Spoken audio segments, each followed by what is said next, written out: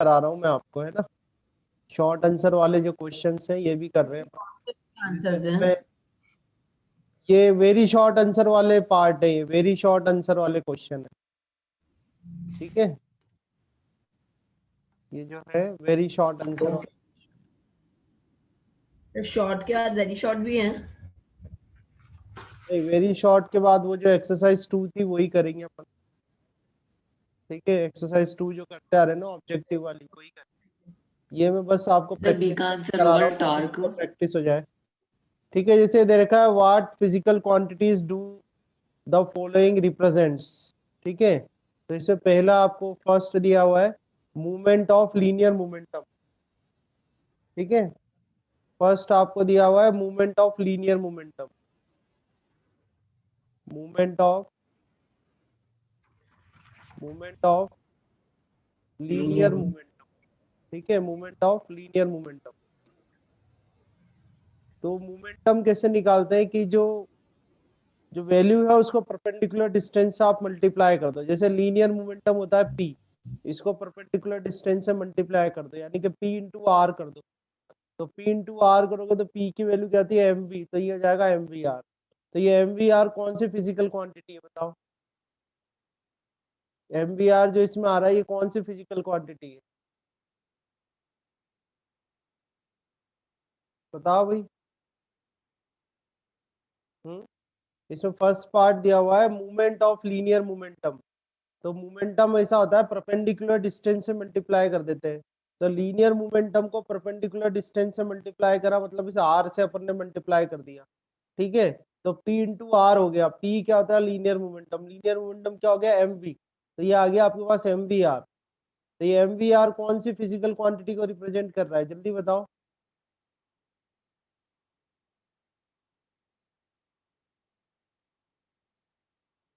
Sir momentum और radius को। ये कौन सी फिजिकल क्वांटिटी का फॉर्मूला है ये mvr।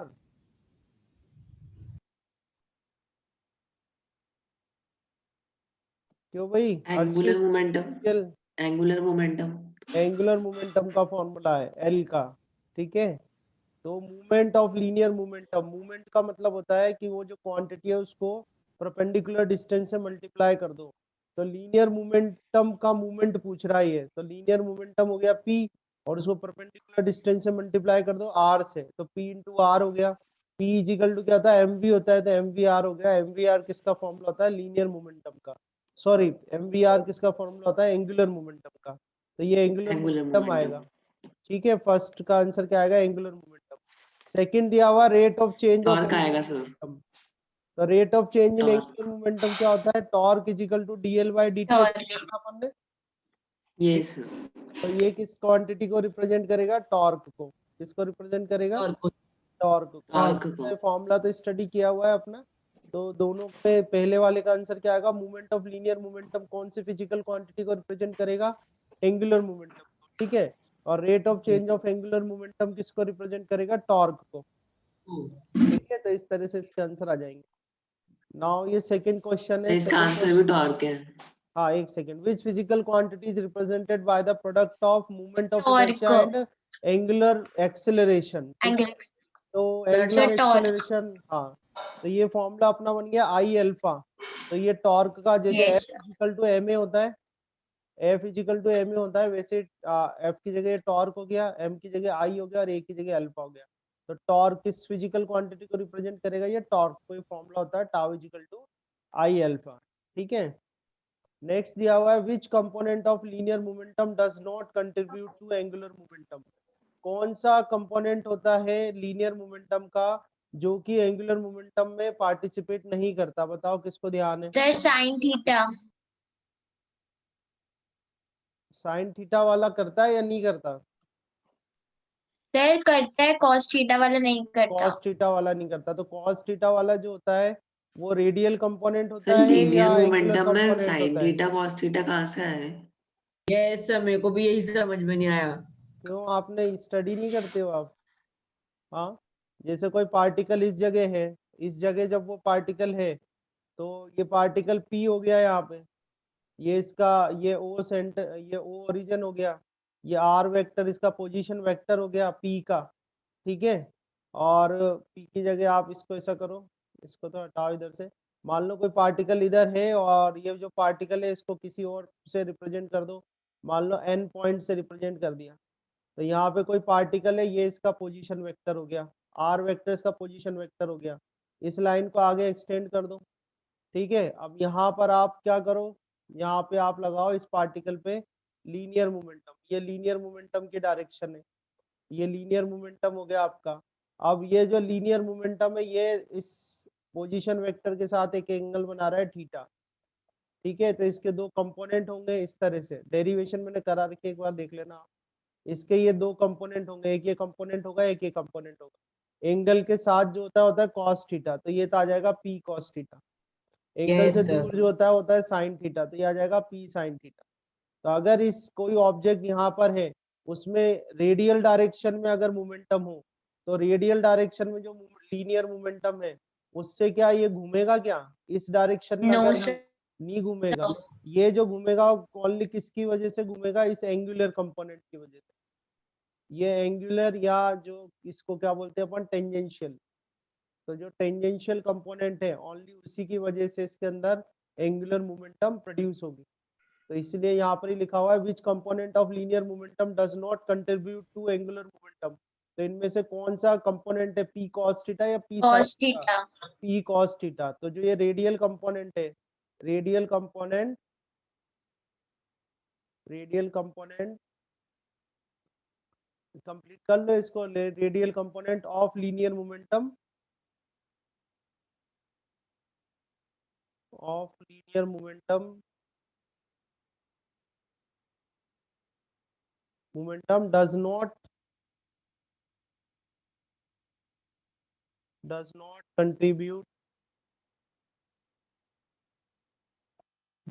contribute to angular moment, does not contribute to angular momentum, ठीक है, एंगुलर मूवमेंट। आ गया समझ में, ठीक है, यस सर। है ना। Yes, इसके sir. अगले बढ़ते हैं फोर्थ क्वेश्चन। फोर्थ क्वेश्चन में दिया हुआ है why the moment of inertia of solid disc is smaller than the that of a ring of same size and mass. ये कहने हैं कि moment of inertia of solid disc का, moment of inertia of disc ये कह रहे हैं same size और मास की है, वो कम होता है एज कंपेयर टू रिंग। ऐसा क्यों होता है ये पूछ रहे हैं, ठीक है। तो आपने रिंग देखी होगी, रिंग इस तरह से बनती है, ये रिंग होता है, ठीक है। रिंग में जो सारा का सारा मास होगा वो उसके सर्कमफ्रेंस पर Circumference. डिस्ट्रीब्यूट होता है, ठीक है। रिंग में जो है सारा का सारा मास कहाँ डिस्ट्रीब्यूट होता है, उसके सर्क्यूमफ्रेंस पर डिस्ट्रीब्यूट होता है। इसलिए जो रोटेशनल एक्सिस से डिस्टेंस है, वो रोटेशनल एक्सिस से डिस्टेंस रिंग के केस में, अगर मैं आर ले लेता हूँ, तो जो डिस्टेंस है, ध्यान से सुन लेना आप, जो रिंग होती है, रिंग में सारा का सारा मास जो है वो सर्क्यूमफ्रेंस पर डिस्ट्रीब्यूटेड होता है। इस वजह से जो डिस्टेंस है फ्रॉम द रोटेशनल एक्सिस वो ज्यादा होती है एज कम्पेयर टू डिस्क, ठीक है। इसलिए जो मूवमेंट, क्योंकि मूवमेंट ऑफ इनर्शिया का फॉर्मूला, जो बेसिक फॉर्मूला क्या है, I is equal to M R square, ठीक है। मास तो इन्होंने सेम बोल ही दिया है, तो मास तो हटा ही दो।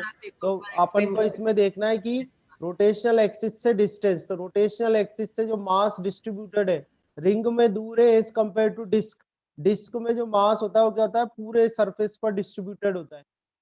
जो डिस्क होती है, डिस्क में जो मास होता है इस पूरे में सब में डिस्ट्रीब्यूटेड होगा मास, ऐसे पूरे में, ठीक है।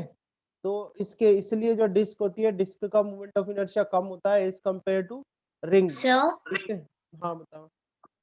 सर अगर डिस्क में सेंटर मतलब पूरी जगह जो है सेंटर में मास डिस्ट्रीब्यूटेड है, तो सर वही तो उसकी भी रेडियस आएगी सर्कमफेरेंस की। सारी चीज जो जो पार्टिकल है, जैसे मान लो यहाँ पार्टिकल है, जहां पर भी पार्टिकल है डिस्क में, यहाँ पर पार्टिकल है, यहाँ पे पार्टिकल है, जहां भी पार्टिकल है, तो सारे पार्टिकल्स का ही तो मोमेंट ऑफ इनर्शिया लेके ऐड करते हो ना आप। अब मास तो यस सर। सेम है, मास तो सेम है। मास मतलब होता है quantity of matter in a body, किसी बॉडी के अंदर कितना क्वांटिटी ऑफ मैटर है। तो मैटर तो सेम ही है, जितना इस डिस्क में उतना का उतना रिंग में भी है। पर रिंग में वो सारा का सारा मास कहाँ पर है, सर्क्यूमफ्रेंस पर है। तो सर्क्यूमफ्रेंस पर है तो सारे के सारे मास की जो डिस्टेंस है वो तो ज्यादा हो गई from the rotational axis as compare to disc, ठीक है। तो इस वजह से क्योंकि आर ज्यादा है, distance of perpendicular distance from the rotational axis of a particles is more in case of a ring as compared to a disk, so that the moment of inertia of ring is greater than the moment of inertia of a disk. ठीक है, कर दोगे? Okay sir. है ना, इस तरह से आपको इसका आंसर करना है। तो फोर्थ का आंसर, अब फिफ्थ क्वेश्चन दिया है आपको यहाँ पे। फिफ्थ में दिया है two solid spheres of same mass are made up of different metals, ठीक है, ρ1 and ρ2, which of them has a larger moment of inertia about its diameter. ठीक है, तो देखो डेंसिटी का जो फॉर्मूला होता है, डेंसिटी इज इक्वल टू होता है mass upon volume. Velocity, volume, volume, velocity नहीं, क्या वॉल्यूम, वॉल्यूम। बेसिक फॉर्मूला गलत मत। ठीक है, तो two solid spheres of same mass, तो मास तो इसमें सेम दिया हुआ है, मास क्या दिया हुआ है आपको, सेम दिया हुआ है। ठीक है, तो आप देखो ρ1 इज ग्रेटर देन ρ2 दे रखा है, तो ρ1 इज ग्रेटर देन ρ2। ठीक है, तो ये बताओ किसका वॉल्यूम ज्यादा होगा, वॉल्यूम V1 ज्यादा होगा या ρ1 V2 का ज्यादा होगा। होगा? V1 V1 क्यों ज्यादा होगा? V1 का होगा। इनवर्सली सर वो प्रोपोर्शनल हो गया ग्रेटर ना, है ना ये सर। इनवर्सली प्रोपोर्शनल हो गया, सर V2 का ज्यादा होगा। V2 ज्यादा होगा। ठीक है, तो वॉल्यूम अगर ज्यादा होता है तो बॉडी का साइज ज्यादा होगा या कम होगा? वॉल्यूम ज्यादा है तो साइज ज्यादा ज्यादा होगा, साइज ज्यादा होगा, साइज ज्यादा होने के कारण जो रोटेशनल एक्सिस से डिस्टेंस होगी पार्टिकल्स की, वो किस केस में ज्यादा होगी, सेकंड वाले में कि फर्स्ट में? सेकंड वाले में। सेकंड वाले में। सेकंड वाले तो में। सेकंड वाले का जो मोमेंट ऑफ इनर्शिया है वो ज्यादा होगा और फर्स्ट वाले से, क्यों?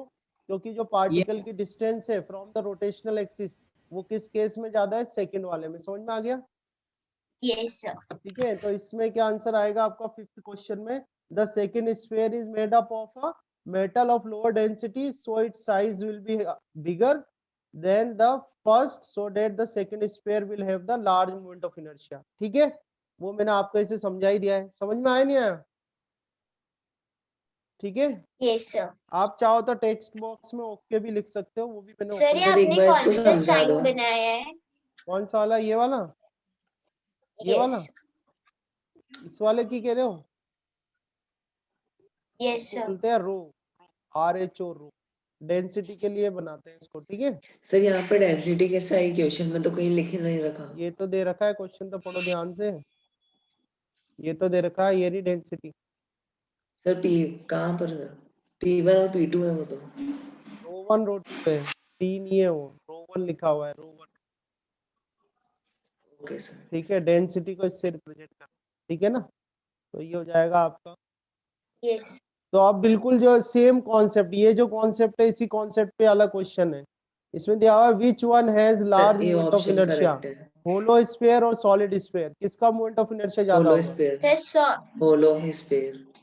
होलो स्फीयर का ज्यादा होगा, क्योंकि होलो स्फीयर में जो मास होगा वो वो रोटेशनल एक्सिस से सर्कमफ्रेंस दूर पे होगा। डिस्ट्रीब्यूटेड होगा as compare to solid sphere. ठीक है, जो मास डिस्ट्रीब्यूटेड होगा होलो स्फीयर के केस में वो क्या दूर होगा रोटेशनल एक्सिस से, ज्यादा डिस्टेंस पर होगा as compare to solid sphere, क्योंकि इसमें देखो मास एंड रेडियस जो है वो तो सेम है, तो मास सेम है, दोनों में ही मास सेम है, जितना मास होलो स्फीयर का उतना ही मास सॉलिड स्फीयर का भी है। पर होलो स्फीयर के केस में क्या होगा, जो मास है वो रोटेशनल एक्सिस से दूर होगा, जो मास है वो रोटेशनल एक्सिस से दूर होगा, रोटेशनल एक्सिस से दूर होने की वजह से मोमेंट ऑफ इनर्शिया किसका ज्यादा होगा, होलो स्फीयर का। ठीक है, तो इसमें किसका आंसर आएगा, होलो स्फीयर। समझ में आ गया? Yes sir. ठीक है, बस Yes, सेम sir. कॉन्सेप्ट पर है।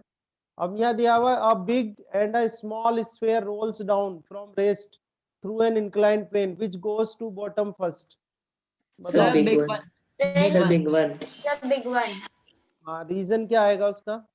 सर क्योंकि उस पर ग्रेविटेशनल बिकॉज फोर्स इट ज्यादा हैज लग रही होगी। हाँ, उसका moment of gravitational inertia force ज्यादा ज्यादा लग होगा रही है। और सरफेस एरिया ज्यादा नीचे होगा तो वो ज्यादा। नीचे आएगा क्यों, वो नीचे किस वजह से आएगा, कौन सा फोर्स मैं लगेगा जो नीचे आएगा? Gravitational inertia force. हाँ, ज्यादा तो होगा। ग्रेविटेशनल फोर्स की वजह से जो ग्रेविटेशनल एक्सेलरेशन फोर्स ज्यादा उसको क्या लगेगा। बोलते हैं? Sir gravitational acceleration. हाँ, तो ग्रेविटेशनल एक्सेलरेशन जो है वो क्या मास पे डिपेंड करती है? कोई ऐसा फॉर्मूला है आपके पास ये नो सर। एक्सेलरेशन मास पे डिपेंड कर रहा हो?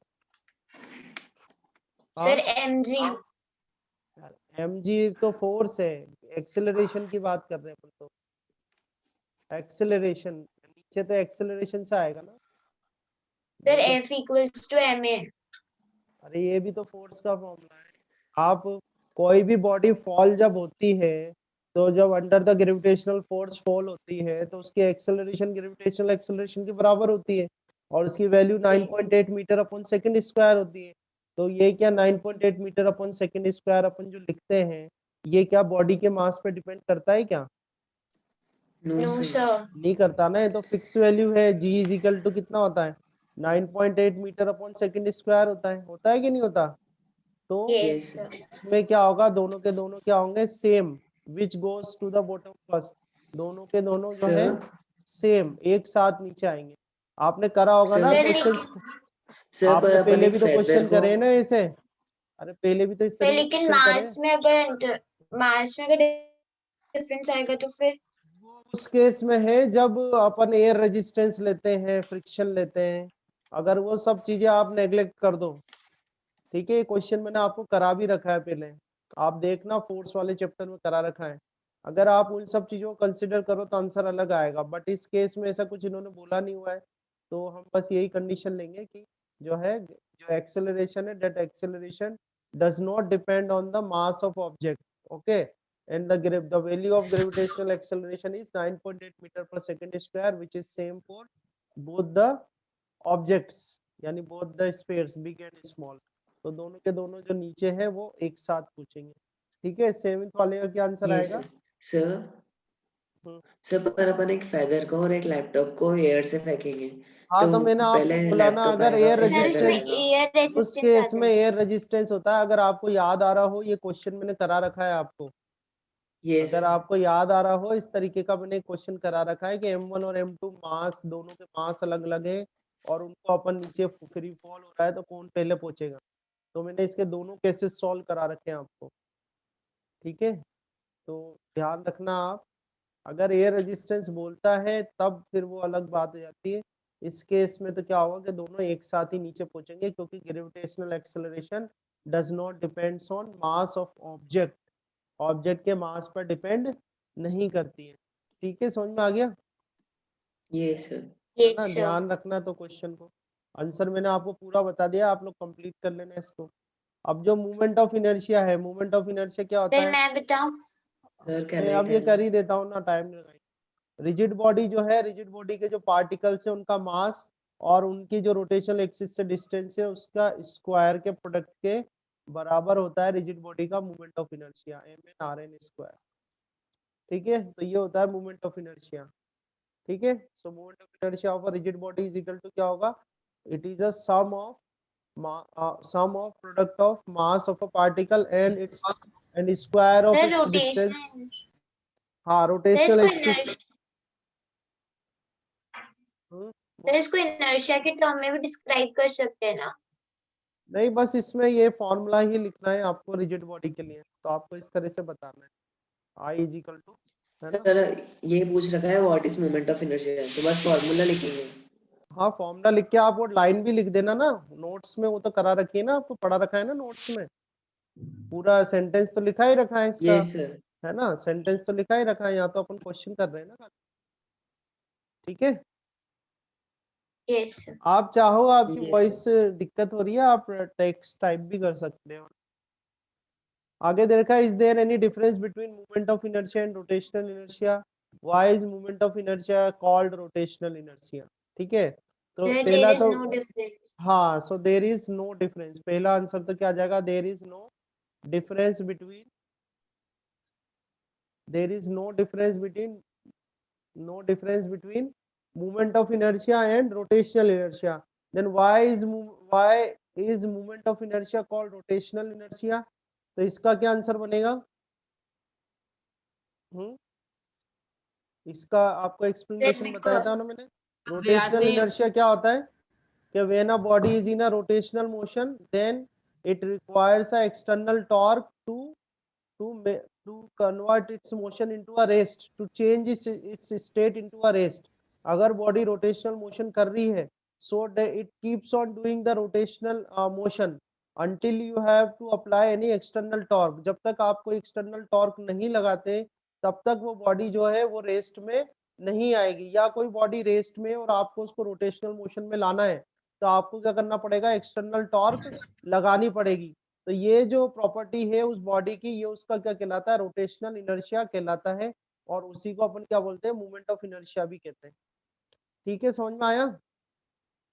बोलो, यस सर। समझ में आया? आप लोग यस नो टेक्स्ट में टाइप भी कर सकते हो। क्या है इसका Yes. आंसर, कि अगर कोई बॉडी है और वो बॉडी अगर रोटेशनल मोशन कर रही है, so it keeps on doing rotational motion until you have applied any external torque, जब तक कोई आप एक्सटर्नल टॉर्क उस पर नहीं लगाते हो। आपको एक्सटर्नल टॉर्क लगानी पड़ेगी उसको रेस्ट में लाने के लिए, या कोई बॉडी रेस्ट में और आपको रोटेशनल मोशन में लाना है, तो उस केस में भी आपको एक्सटर्नल टॉर्क लगानी पड़ती है। तो ये जो प्रॉपर्टी होती है उस बॉडी की, वो उसका क्या कहलाता है, रोटेशनल इनर्शिया कहलाता है, जिसको कि मोमेंट ऑफ इनर्शिया भी कहते हैं। ठीक है ना? तो इस तरह से आपको इसका आंसर करना है। Then define moment of inertia in terms of kinetic energy. तो रोटेशनल काइनेटिक एनर्जी का क्या फॉर्मूला होता है, रोटेशनल काइनेटिक एनर्जी? बोलो भाई। सर सर हाँ बोलो। 1/2 half of I half M omega square. I half omega I square. Omega square. ठीक है। तो ये रोटेशनल काइनेटिक एनर्जी का फॉर्मूला होता है। इसमें अगर हम करें कि भाई, इसमें कह रहे हैं कि define movement of inertia in terms of kinetic energy of rotation, तो इसमें अगर मान लो ओमेगा इज इक्वल टू क्या है, 1 रेडियन पर सेकेंड है। ओमेगा इज इक्वल टू क्या है, 1 रेडियन पर सेकेंड है। तो आई इज इक्वल टू क्या आ जाएगा, twice of kinetic energy of rotational motion. ठीक है, तो हम क्या कह सकते हैं कि the movement of inertia is equal to the twice of kinetic energy of rotational motion when it's the angular velocity of the body is 1 radian per second। इस तरह से 1 आप radian डिफाइन per कर second। सकते हो। ठीक है, जब कोई बॉडी है रोटेशनल मोशन कर रही है, उसकी एंगुलर वेलोसिटी कितनी है, 1 रेडियन पर सेकेंड है, तो उसका जो मूवमेंट ऑफ इनर्शिया होता है वो twice of kinetic energy of rotation होता है। ठीक है, twice of kinetic energy of rotation. आया समझ में? ठीक है, यस सर। है ना? आगे देखो, is radius of gyration of body is constant. Constant होती है क्या, आई इज इक्वल टू क्या होता है, एम के No, स्क्वायर sir. होता है। तो इसका आंसर क्या आएगा, no.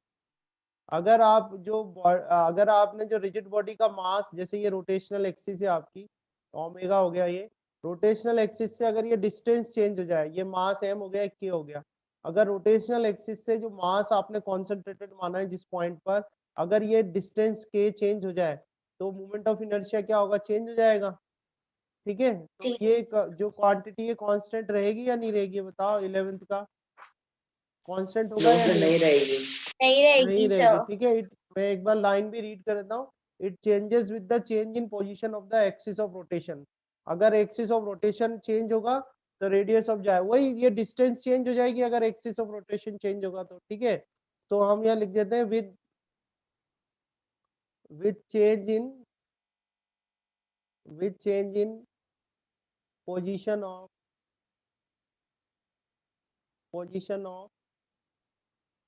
axis of rotation, with change in position of axis of rotation, k will change। k क्या हो जाएगा आपका, चेंज हो जाएगा, k will change। ठीक है, अब ये बता, give physical significance of movement of inertia. तो इसका हम क्या लिखेंगे, the movement of inertia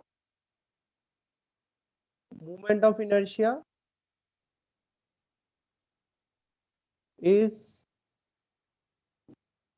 same as mass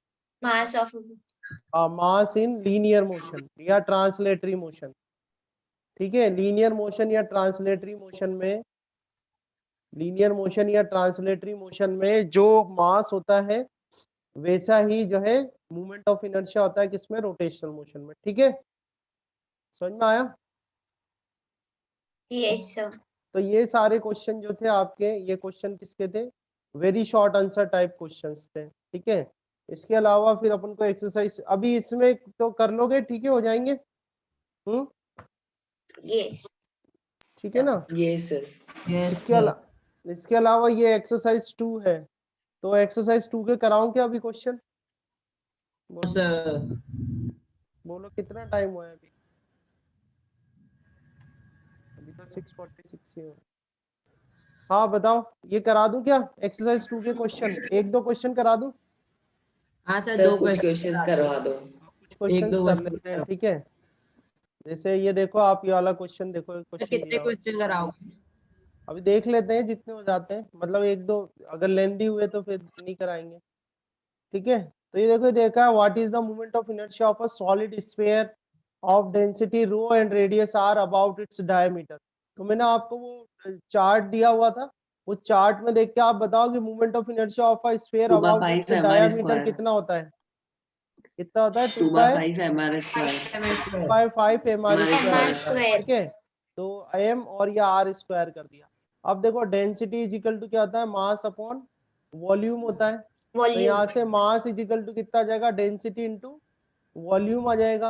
अब वॉल्यूम। स्फीयर जो है, स्फीयर का वॉल्यूम का फॉर्मूला क्या होता है? 4/3 पाई आर क्यूब, ठीक है। स्फीयर जो है उसके वॉल्यूम का फॉर्मूला क्या होता है? 4/3 पाई आर क्यूब। अब इसको ये वैल्यू रख के एक बार सॉल्व करके देखो, ये आ रहा है क्या? इनमें से कौन सा आंसर आ रहा है?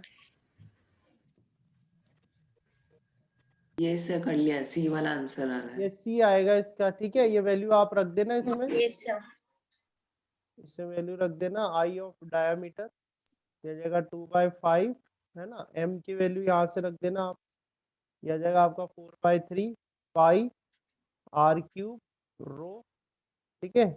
और 2/5 ये सर आर आपको स्क्वायर। तो वॉल्यूम पता था, पर हमें तो वॉल्यूम पता ही नहीं है।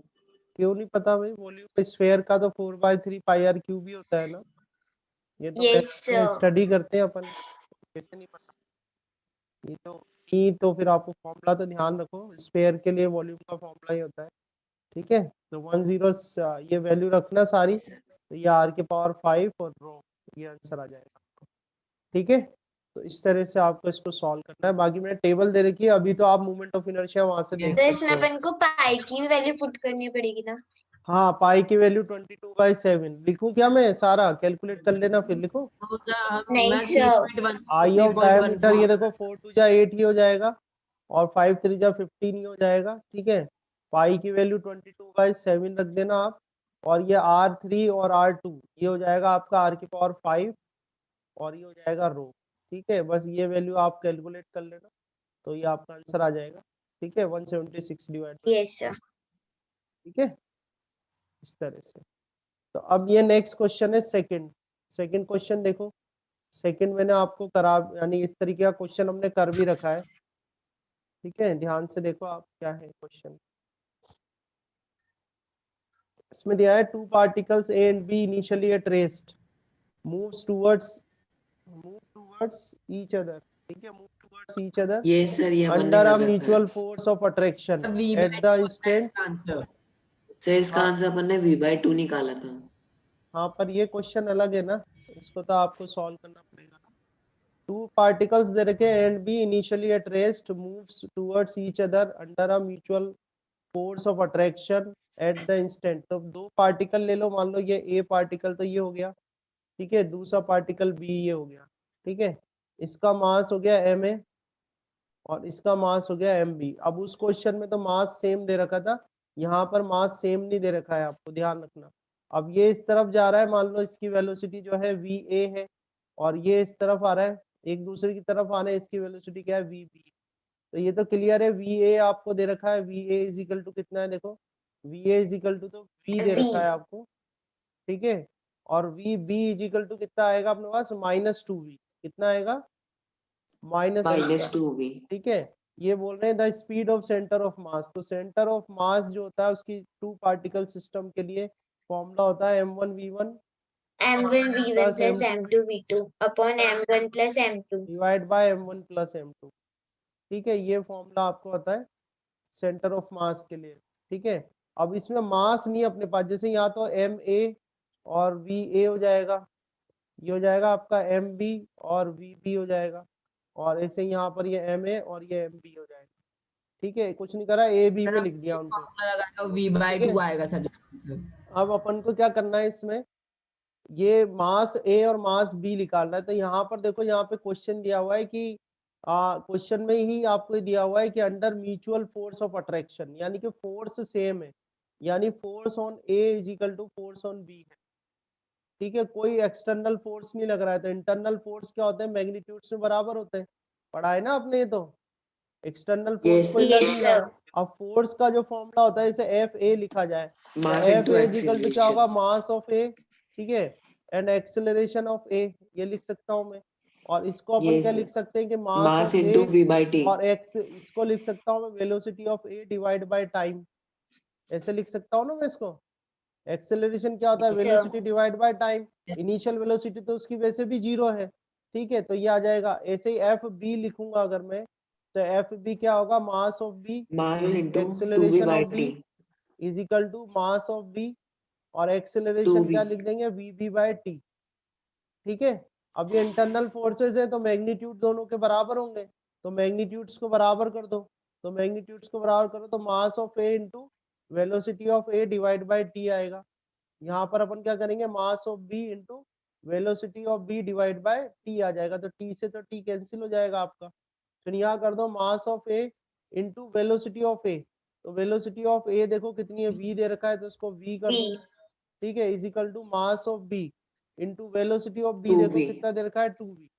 Minus 2V. नहीं, माइनस मत लगाना यहाँ पर, क्योंकि मास पे तो कोई वेक्टर क्वांटिटी थोड़ी ना है, मास तो वेक्टर क्वांटिटी नहीं है, और अपन मैग्नीट्यूड्स में सॉल्व कर रहे हैं ओनली अभी, ठीक है।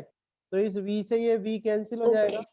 तो आपके पास रिलेशन आ जाएगा mass of a is equal to twice of mass of b, ठीक है। तो आपका ये क्या आ गया, मास का भी रिलेशन आ गया। अब आप यहाँ वैल्यू रख दो, अब आप निकालो v of centre of mass. Sir हम करके देखते हैं। हाँ करो बेटा, करो, सर 3v आंसर आएगा। सॉल्व करो बेटा, सॉल्व करके देखो, है ना, सॉल्व करके देखो। Sir, 0 answer आ रहेगा. 0 आएगा इसका आंसर, कैलकुलेट कर लो आप लोग, ठीक है। तो इस क्वेश्चन में ये डिफरेंस था, अगर आपने मास को नहीं सॉल्व किया तो फिर ये गलत हो जाएगा आपका, है ना। तो मास का थोड़ा आपको ध्यान रखना है ना।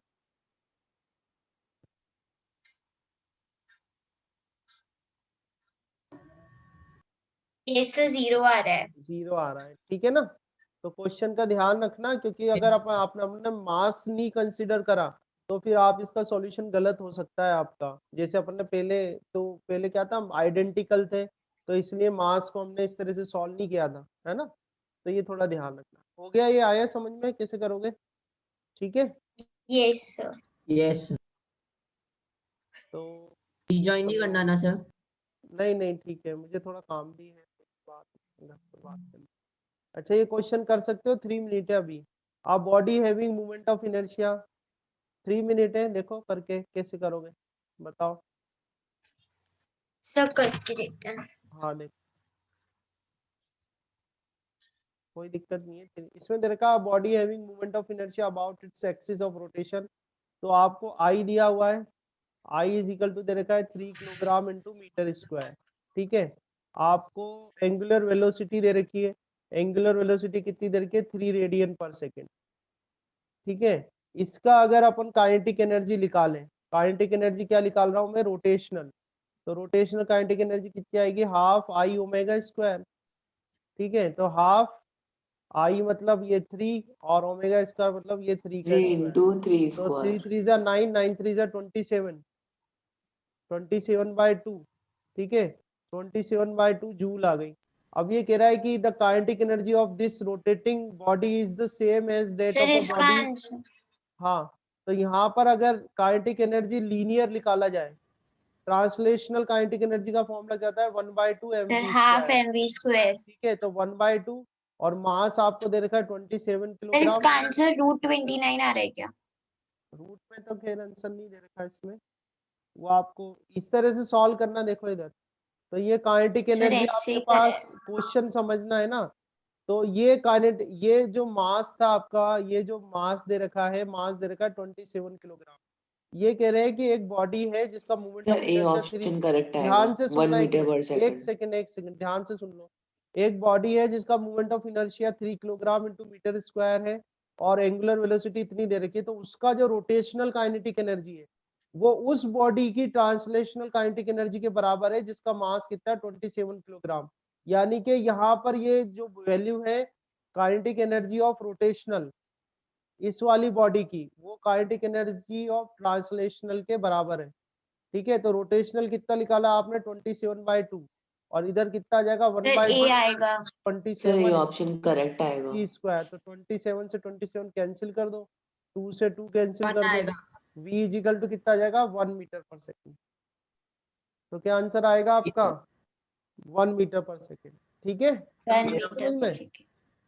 Yes sir. है ना? तो आप बचे हुए क्वेश्चन वो ट्राई करना, फिर अगले क्लास में कंटिन्यू करेंगे, है ना? ठीक है, ये मैं Okay, आपको sir. सेंड कर दूंगा। Thank you, sir. Thank you sir. Thank you sir. Okay, bye.